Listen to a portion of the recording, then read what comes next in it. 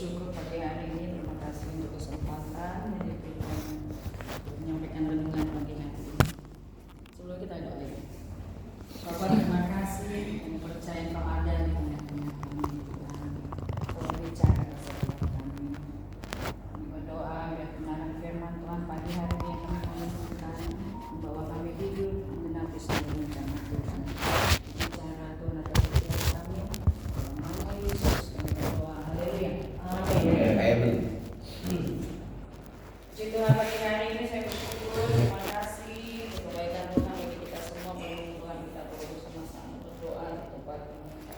Bapak Ibu yang dikasihi oleh Tuhan, mohon maaf untuk keterbatasan saya menyampaikan firman di tengah-tengah hamba-hamba Tuhan yang luar biasa, di tengah-tengah master dan para pendeta yang luar biasa di tempat ini, para pemimpin, pelayan, ketua-ketua persekutuan yang luar biasa di dalam Tuhan.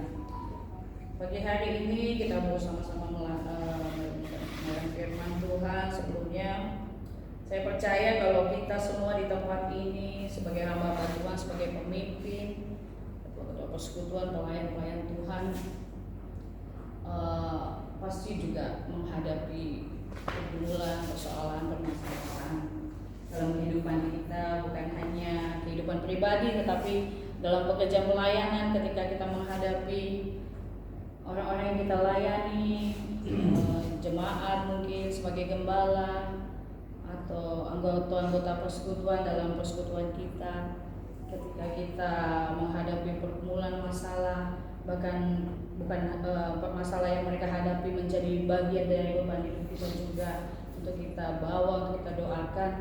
Saya percaya semua kita mengalami hal itu. Atau cuma saya mengalaminya?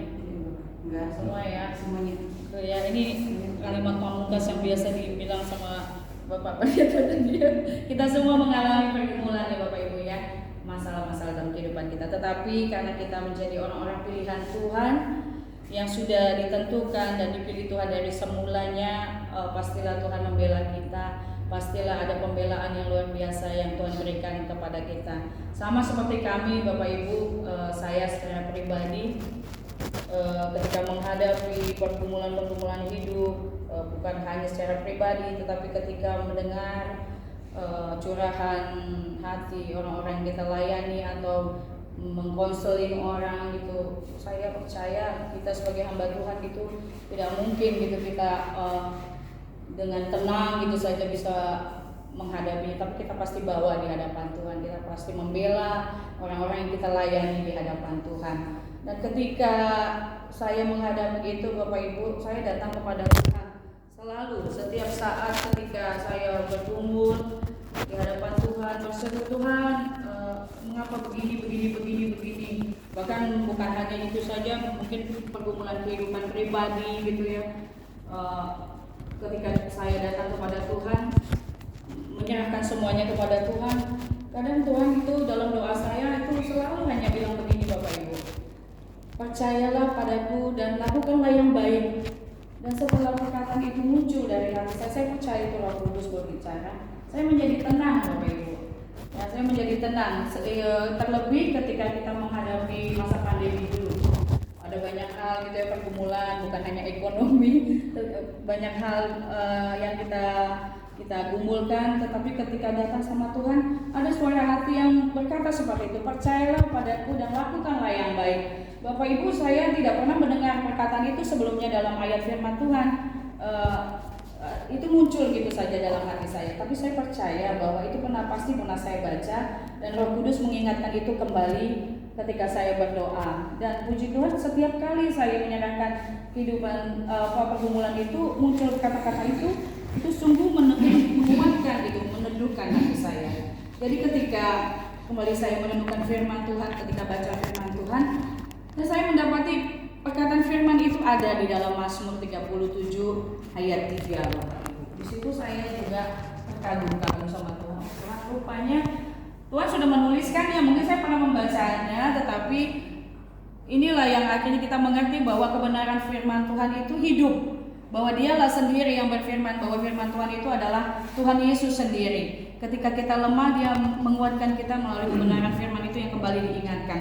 Jadi kita baca Mazmur 37 ayat 3. Kita sama-sama baca ya Bapak Ibu. 1, 2, 3. Percayalah kepada Tuhan dan lakukanlah yang baik. Diamlah di negeri dan berlakulah setia. Bapak Ibu, saya merenungkan kembali, ternyata firman Tuhan itu benar.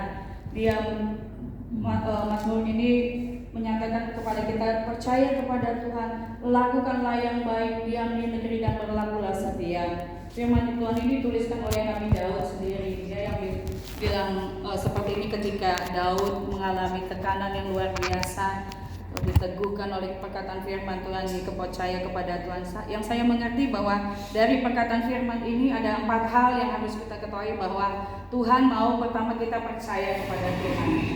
Percaya kepada Tuhan, Bapak Ibu, kita sebagai pemimpin tentunya orang-orang percaya, kita sudah hidup di dalamnya. Kita sudah menghidupi percaya di dalam Tuhan.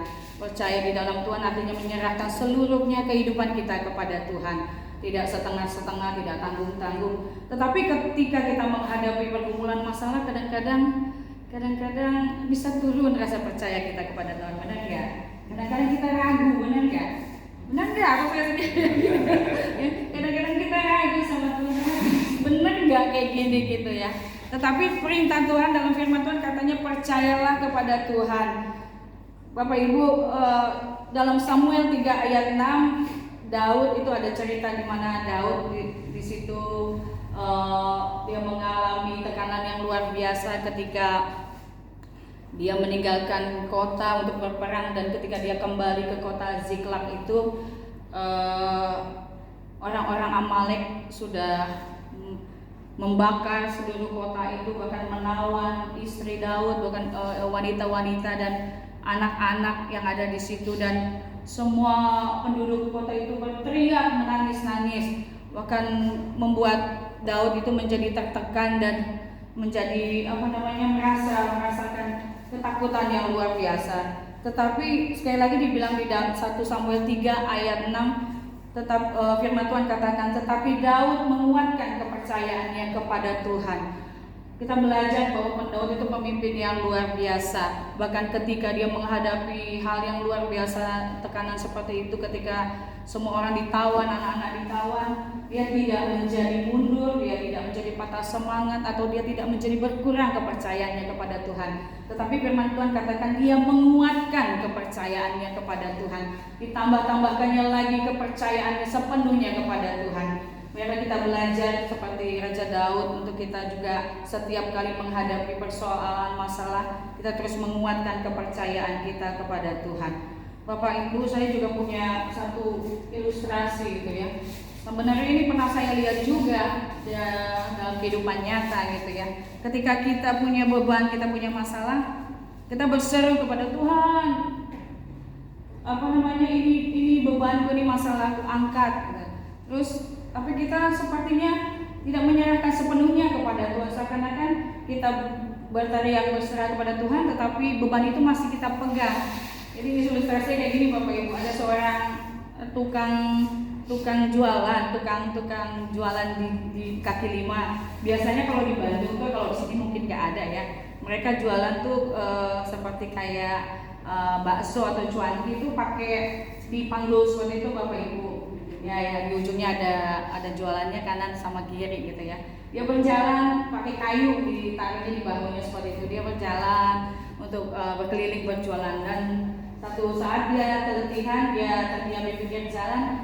Dia pengen supaya dia tidak letih, dia mau menumpang ke sebuah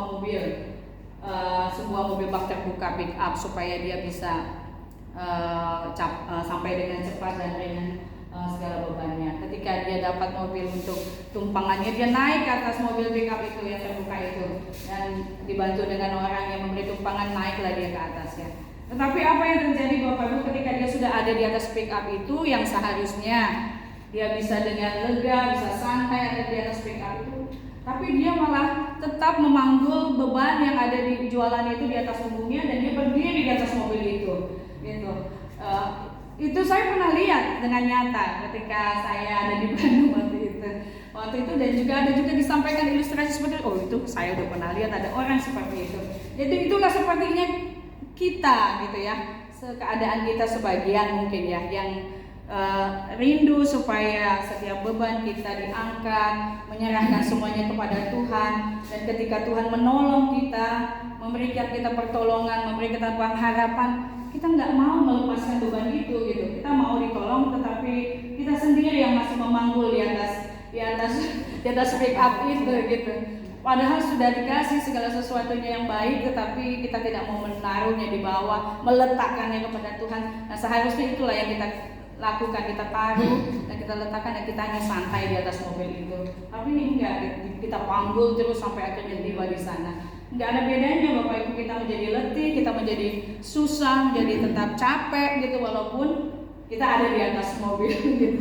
Jadi saya berharap kita juga mulai memberi kehidupan kita sepenuhnya, mempercayakan kehidupan kita sepenuhnya kepada Tuhan tanpa ragu, tanpa kita mengambil alih 50%-nya untuk kita pegang sendiri dan Tuhan melakukannya 50% lagi, enggak. Tetapi sepenuhnya 100% kita percayakan kepada Tuhan. Tuhan mau kerjakan apa melalui segala pergumulan yang kita hadapi. Dan yang kedua dikatakan di sini, lakukanlah yang baik. Bapak Ibu, kita percaya kita orang-orang yang sudah dipilih Tuhan, kita dipersiapkan untuk melakukan hal-hal yang baik. Bahkan di Efesus 2 ayat 10 kita sudah sama-sama belajar bersama, karena kita ini buatan Allah, diciptakan dalam Kristus Yesus untuk melakukan pekerjaan yang baik yang dipersiapkan Allah sebelumnya. Ia mau supaya kita hidup di dalamnya. Kita belajar perbuatan baik itu sebagai bukti konkret dan kita percaya kepada Tuhan. Setelah kita percaya kepada Tuhan, maka kita harus melakukan perbuatan-perbuatan yang baik. Apa itu Bapak Ibu? Banyak hal yang bisa kita kerjakan, terlebih kita sebagai pelayan. Kita lebih lagi merendahkan hati, menolong banyak orang, mengerjakan bagian kita sebagai pelayan. Apapun yang dipercayakan, kita kerjakan dengan segenap hati kita. Dari hal-hal yang terkecil, kita melakukan perbuatan-perbuatan yang baik. Dan yang ketiga dikatakan di sini, diamlah di negeri. Diamlah di negeri. Berdiam artinya kita bertenang Bapak Ibu. Ketika segala sesuatunya berkecamuk di sekeliling kita, Tuhan mengharapkan kita tidak banyak melakukan gerakan yang menjadi keinginan kita sendiri. Kita tidak lagi menjadi fokus, tetapi kita maunya, Tuhan mau kita bertenang, berdiam gitu, mencari wajah Tuhan, menginginkan apa yang Tuhan mau, sehingga sungguh Tuhan bekerja lebih lagi ketika kita sedang berdiam atau sedang menyerahkan kehidupan kita ke dalam tangan Tuhan. Karena Bapak Ibu, biasanya kita dalam kegelisahan itu kita jadi nggak fokus, kita malah ingin cepat selesai masalah kita. Kita cari jalan keluar kita sendiri, kita cari dengan cara-cara kita sendiri tanpa kita mengerti apa maksud dari Tuhan. Jadi diam di negeri artinya bertenang, berdiam, dan dengar apa yang Tuhan mau. Dan yang terakhir Bapak Ibu, berlakulah setia. Setia, ini yang akan disampaikan selanjutnya nanti. Setia, berlakulah setia. Setelah kita berdiam, maka Tuhan harapkan kita menjadi orang-orang yang setia. Setia adalah wujud dari ketaatan kita. Kita adalah orang-orang yang Tuhan pilih, yang Tuhan tetapkan, yang Tuhan rindu. Setiap ketaatan yang kita kerjakan itu menghasilkan satu kesetiaan bagi kita, bukan untuk kehidupan yang hari ini saja, tetapi setia sampai akhir kehidupan kita. Bahkan Amsal 12 ayat 22 katakan orang yang setia itu dikenan oleh Tuhan. Jadi Bapak Ibu, hanya orang-orang yang setia saja yang berkenan di hadapan Tuhan. Sampai nanti pada akhirnya Tuhan mendapati kita setia sampai akhir pekerjaan pelayanan kita, sampai akhir hidup kita. Tuhan bilang, sabarlah engkau, marilah masuk ke dalam kerajaanku, marilah bersama dengan aku memerintah selama-lamanya. Itu menjadi kerinduan hati kita, bahwa setiap hari kita menjaga hidup kita dengan perilaku yang benar, percaya kepada Tuhan, kemudian berlakulah baik, lakukan hal yang baik, diam di negeri, tenang artinya kita, dan kita setia sampai akhirnya Tuhan menyambut kita di dalam kekekalannya. Puji Tuhan, itu aja yang saya bisa sampaikan. Tuhan Yesus memberkati. Saya serahkan Bapak Yeski.